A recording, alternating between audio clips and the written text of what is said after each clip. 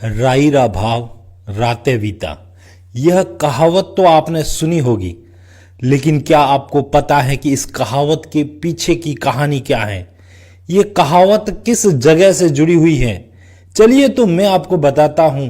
मैं आपको लिए चलता हूं साल 1311 की एक रात। जगह थी राजस्थान का जालोर दुर्ग, जिसकी 4 प्राचीन पोलों में रहने वाली जनता रात का खाना खाकर विश्राम कर रही थी कि तभी कुछ घुड़सवार नगाड़े पीटते हुए जालोर की गलियों में घूमते हुए आवाज लगा रहे थे, राई दे दो सा राई, आज आधी रात तक मुंह मांगिया दाम मिलेगा सा, राई दे दो सा राई। लोग अचंभित थे, लेकिन राई के मुंह मांगे दाम मिल रहे थे, इसलिए किसी ने इस बात पर गौर करना उचित ही नहीं समझा कि आखिर एकाएक राई के मुंह मांगे दाम क्यों मिल रहे हैं। शाम होते होते लगभग शहर के हर घर से पड़ी राई घुड़सवारों ने खरीद ली। अगली सुबह सूरज की पहली किरण के साथ ही दुर्ग से अग्नि ज्वाला की लपटें उठती देख लोगों को अंदेशा हो गया था कि आज का दिन जालोर के इतिहास के पन्नों में जरूर सुनहरे अक्षरों में लिखा जाने वाला है, या जालोर की प्रजा के लिए काला दिवस साबित होने वाला है। सवेरे दासी ने गेहूं पीसने से पहले साफ करने के लिए थाली में लिए ही थे कि अचानक थाली में पड़े गेहूं में हलचल हुई। फर्श पर पड़ी गेहूं से भरी थाली में कंपन होने लगा। दासी को किसी भारी अनिष्ट की शंका हुई। दासी दौड़ती हुई राजा कानड़देव के पास गई और थाली में कंपन वाली बात बताई। कानड़देव को एहसास हो गया था कि हो न हो किसी भेदी ने दुर्ग की दीवार के कमजोर हिस्से की जानकारी दुश्मन को दे दी है। दुर्ग का निर्माण करते समय दीवार का एक कोना शेष रह गया था और उस समय संदेश मिल गया था कि बादशाह अलाउद्दीन खिलजी की सेना दिल्ली से जालोर पर कब्जा करने के लिए कूच कर चुकी है। आनन फानन में उस शेष हिस्से में मिट्टी और गोबर से ही लीप कर एक दीवार बना दी थी। यह जानकारी मात्र गिने चुने विश्वास पात्र लोगों को ही थी। खिलजी की सेना कई महीनों से जालोर दुर्ग को घेर कर बैठी थी, लेकिन दुर्ग की दीवार को भेदना असंभव था। सेना इसी आस में बैठी थी कि आखिर जब किले में राशन पानी खत्म हो जाएगा तब राजपूत शाखा करेंगे। तभी किसी भेदी ने जाकर सेनापति को उस दीवार के कच्चे भाग की जानकारी दे दी। भेदी को यह तो पता था कि किले की दीवार का एक हिस्सा कच्चा है, लेकिन कौन सा यह पता नहीं था। मुगल सेनापति ने कयास लगाया कि क्यों न पूरी दीवार पर पानी छिड़क कर राई डाल दी जाए, ताकि सुबह तक जो भाग कच्ची मिट्टी और गोबर से बना होगा वहां राई अंकुरित हो जाएगी और पता चल जाएगा कि कौन सा हिस्सा कमजोर है। कानड़देव ने दरबार लगाया। क्षत्राणियों को भी संदेश पहुंचाया गया कि आज मर्यादा की बलिवेदी प्राणों की आहुति मांग रही है। चेतमान का दिन आया, रणभेरी आज बजावाला आया, उठो आज पसवाड़ो फेरो, सूता सिंह जगावाला आया। रानी महल में जौहर की तैयारियां शुरू हुई। इधर क्षत्राणियों ने 16 श्रृंगार कर सज धर कर अपनी मर्यादा की बलिवेदी पर अग्नि कुंड में स्नान करने के लिए तैयार थी। उधर रणबांकुरे केसरिया साफा पहन साके के लिए तैयार थे। दिन चढ़ने तक पूरा दुर्ग जय भवानी के नारों से गूंज रहा था। उधर क्षत्राणी एक एक कर अग्नि स्नान के लिए जौहर कुंड में कूद रही थी। उधर रणबांकुरे मुगलों पर टूट पड़े और गाजर मूली की तरह काटने लगे। नरमुंड इस तरह कट रहे थे जैसे सब्जियां काटी जा रही हो। जौहर जागी आग अठे, रण मिल गया राग विराग अठे, तलवार उबी रण खेता में, इतिहास मंड्योड़ा रेता में। मुट्ठी भर रणबांकुरे हजारों की सेना के आगे कब तक टिक पाते? पिता पुत्र कानड़देव वीरमदेव की जोड़ी जैसे साक्षात महाकाल रणभूमि में तांडव कर रहे हो। तभी अचानक पीठ पीछे से वार हुआ और वीरमदेव का सर धड़ से अलग हो गया। युद्ध में साथ आई मुगल दासी ने वीरमदेव का सिर थाली में लिया और ससम्मान दिल्ली के लिए रवाना हो गई। ताकि अलाउद्दीन खिलजी की पुत्री फिरोजा को दिए वचन को पूरा कर सके।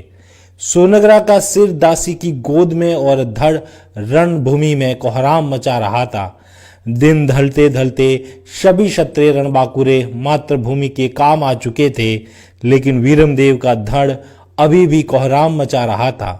आब फटे, धर उलटे, कटे बगतरा कोर, शीस कटे, धड़ तड़ पड़े, जद छूटे जालोर।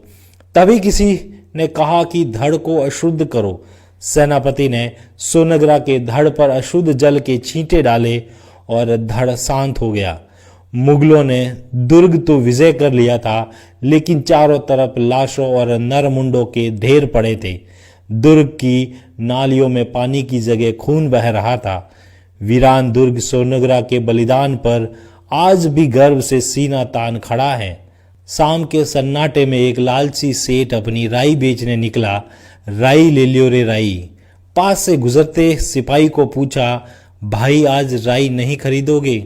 सिपाही ने जवाब दिया, राई रा भाव राते ही बीत गया भाया। उधर वीरमदेव का सिर लिए दासी दिल्ली स्थित फिरोजा के महल में पहुंची और शहजादी के समक्ष थाली में सजा सोनगरा का सिर रखा। फिरोजा ने जैसे ही थाल में सजे सोनगरा के सिर से ओछार थाल ढकने का वस्त्र हटाया, सोनगरा का स्वाभिमानी सिर उल्टा घूम गया। फिरोजा ने अंतिम निवेदन करते हुए कहा कि तज तुर्कानी चाल हिंदुआनी हुई हमें, भोबोरा भरतार शीस न घुण सोनगरा, जगजानी रे सूरमा मूछा तनी आवत, रमणी रमता रम रमी झुकिया नहीं चौहान। वीर वीरमदेव का सर आखिर फिरोजा के सामने दिल्ली क्यों ले जाया गया? आखिर अलाउद्दीन खिलजी और जालोर के शासकों के बीच युद्ध क्यों हुआ? जानना चाहते हैं तो कमेंट करें। अगले वीडियो में बताऊंगा इसके पीछे की पूरी कहानी। पिछले वीडियो में हमने जालोर से जुड़ी एक कहावत राई रा भाव राते बीता के पीछे की कहानी बताई थी। आज बताएंगे वो कहानी जिसकी वजह से अलाउद्दीन खिलजी की सेना और जालोर के शासकों के बीच युद्ध हुआ, और बताएंगे कि आखिर जालोर के शासक वीर वीरमदेव के कटे सर को दिल्ली क्यों ले जाया गया। तो वो दौर था 12वीं शताब्दी का, जब भारत पर तुर्क जिहादी आक्रमण कर रहे थे, और उन दिनों राजस्थान के जालोर के महाराज सामंत सिंह के महल में एक वीर बालक का जन्म हुआ जिसका नाम कानड़देव रखा गया। कानड़देव अपने बचपन से ही एक वीर योद्धा थे जो आगे चलकर जालोर के राजा बने। 1258 ईस्वी में जब दिल्ली के शासक अलाउद्दीन खिलजी ने गुजरात पर हमला कर दिया, लूटपाट और मारकाट करती हुई खिलजी की सेना आगे बढ़ रही थी। लुटेरों ने सोमनाथ मंदिर समेत कई दूसरे मंदिरों को भी नष्ट कर दिया और उसकी संपत्ति नष्ट कर दी। 1299 में खिलजी ने राजपूताना क्षेत्र में दस्तक दी, आसपास के कई राजाओं को हराकर वहां कब्जा कर लिया। जब राजा कानड़देव को यह खबर लगी कि खिलजी ने सोमनाथ महादेव मंदिर के शिवलिंग को तोड़ दिया है और बच्चों महिलाओं को बंदी बना दिया है, तो कानड़देव ने मंदिर पुनः निर्माण और बंदियों को आजाद कराने का प्रण लिया। रात को कानड़देव ने अपनी सेना से 10 गुना विशाल सेना पर धावा बोला। खिलजी की सेना तितर बितर हो गई। खिलजी का भांजा मारा गया। बच्चों और महिला बंदियों को आजाद कराया गया। लूटी हुई धन संपदा को दोबारा सोमनाथ भिजवा दिया गया। पद्मनाभ के कानड़देव प्रबंध के अनुसार अलाउद्दीन खिलजी को जब यह पता चला तो उन्होंने कानड़देव को बुलावा भेजा। कानड़देव की बजाय वीर वीरमदेव दिल्ली के लिए रवाना हुए। जब दरबार सजा था तो सीना चौड़ा और लंबी कदकाठी का युवा जब दरबार में पहुंचा तो हर कोई उसे देखता रह गया। आंखों में तेज और चेहरे पर झलकते ओज को देखकर दरबार में बैठी अलाउद्दीन खिलजी की बेटी शहजादी फिरोजा अपना दिल दे बैठी। इधर खिलजी ने वीर वीरमदेव से कहा कि उसकी सेना पर हमला कर उसने सीधी दुश्मनी ले ली है। अब या तो अधीनता स्वीकार कर लो या फिर हमारे हमले के लिए तैयार रहो। वीर वीरमदेव अलाउद्दीन खिलजी की अधीनता को ठुकरा कर युद्ध के लिए तैयार हो गया और कहते हुए निकल गया कि हम तैयार हैं। अलाउद्दीन खिलजी भी यह सुनकर हैरान हो गया। मन ही मन सोचने लगा कि जिस अलाउद्दीन खिलजी का नाम सुनकर अच्छे अच्छों की रूह कांप जाती हैं, लेकिन यह नौजवान भरे दरबार में यह कह गया कि युद्ध के लिए तैयार हैं।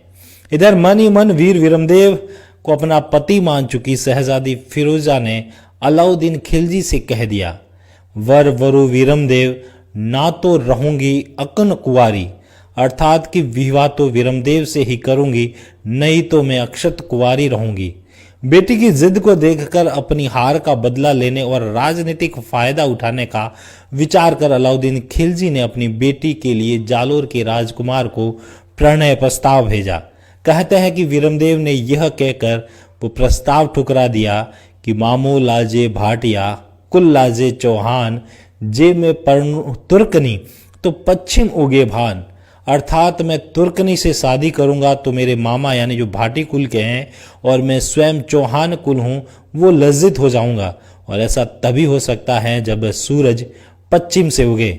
इस जवाब से आग बबूला होकर अलाउद्दीन खिलजी ने युद्ध का ऐलान किया। कहते हैं कि 1 वर्ष तक तुर्कों की सेना जालोर पर घेरा डालकर बैठी रही। फिर युद्ध हुआ और किले की हजारों राजपुतानियों ने जौहर किया। स्वयं विरमदेव ने 22 साल की अल्पायु में ही युद्ध में वीरगति पाई।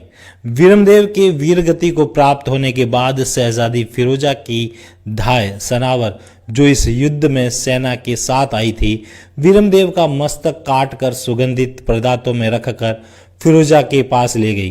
कहते हैं जब विरमदेव का मस्तक स्वर्ण थाल में रखकर फिरोजा के सम्मुख लाया गया तो मस्तक दूसरी तरफ घूम गया, और कहते हैं तब फिरोजा ने यह कहते हुए विरमदेव का कटा सिर गोद में लेकर हिंदू सुहागिन की तरह भेष धारण कर विरमदेव की चिता पर सती हो गई। तज तुर्कानी चाल हिंदुआनी हुई हमें, भोबोरा भरतार शीस न घुन सोनी गरा, अर्थात सोनगरे के सरदार तू अपना शीस मत घुमा, तू मेरे जन्म जन्मांतर का भरतार है। आज मैं तुर्कनी से हिंदू बन गई और अब अपना मिलन अग्नि की ज्वाला में होगा। आज भी जालोर के सोनगरा की पहाड़ियों पर स्थित पुराने किले में फिरोजा का समाधि स्थल है, जिसे फिरोजा की छतरी के नाम से जाना जाता है। तो यह थी कहानी जालोर के शासकों और अलाउद्दीन खिलजी के बीच के युद्ध की। तो यह थी कहानी विरमदेव के कटे सर को दिल्ली की शहजादी के सामने ले जाने की।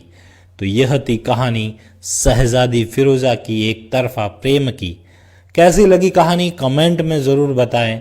ऐसे ही इतिहास से जुड़ी घटनाओं को जानने के लिए आप मुझे फॉलो कर सकते हैं।